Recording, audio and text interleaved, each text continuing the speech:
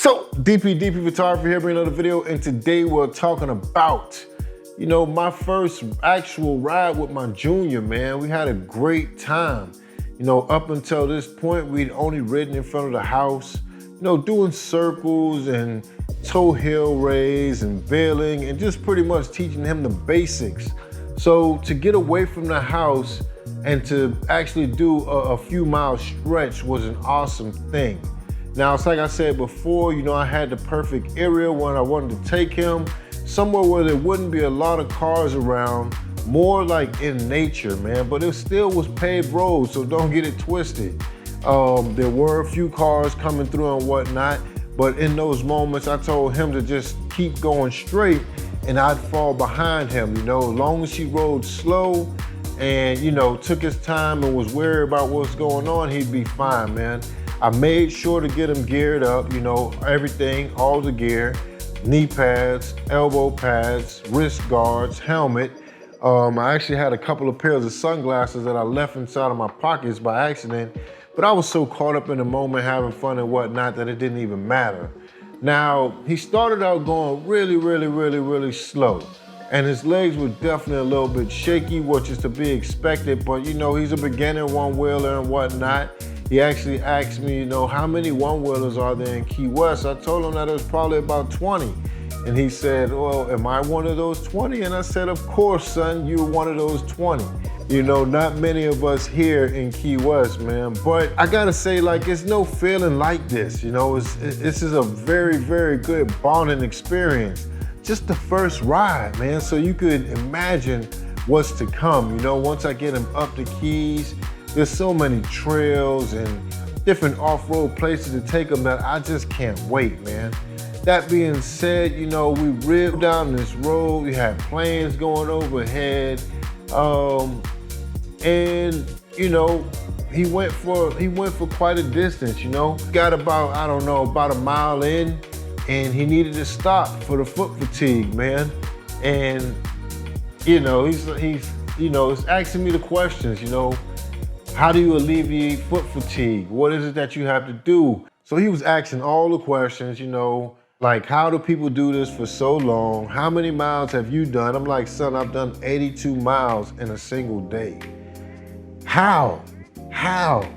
And I just thought about it, stops. Sometimes you have to stop and you have to walk around for a few feet, just get your blood circulating the way that it's supposed to again and jump right back on the board.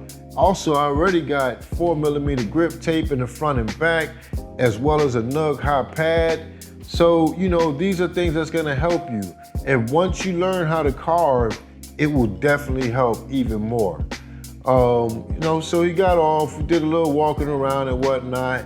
I think we stopped all in all about 4 times, which is not too bad. It's just gonna take him some time to get actually used to it. Once we got about 1.5 miles in, he seemed to be building his confidence. He started to pick up speed and whatnot.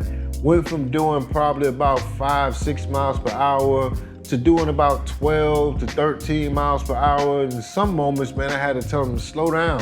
Watch out for the speed wobble and whatnot, because he definitely was getting a bit carried away. That's why I wanted to make sure I had that gear on him as well too, because I wasn't gonna be able to catch him as I usually am. We went around some curves and, got him to leaning and whatnot and speeding. And to see that big old Kool-Aid smile just take over his face, man, it was everything, bonding moments for father and son. I have to say, I really enjoy what the Onewheel does, not only for his life, but for my life as well, because this is something that is priceless to me.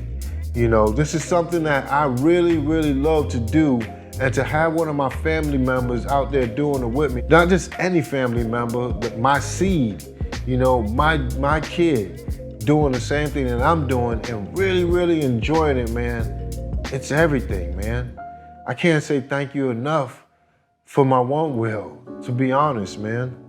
As you can see, the Pint X is perfect for kids. I always say, my feet feel like they just swallow up the whole board.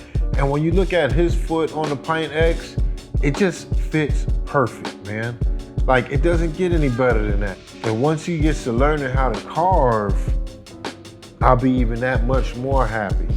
But you know, now that I got him down this road once, I'll get him going down this road. Pretty much, I'm gonna try to do it every day if I can. And after doing that for about a week or so, I'll take him up the Keys and go hit some of those trails that I love to explore all the time.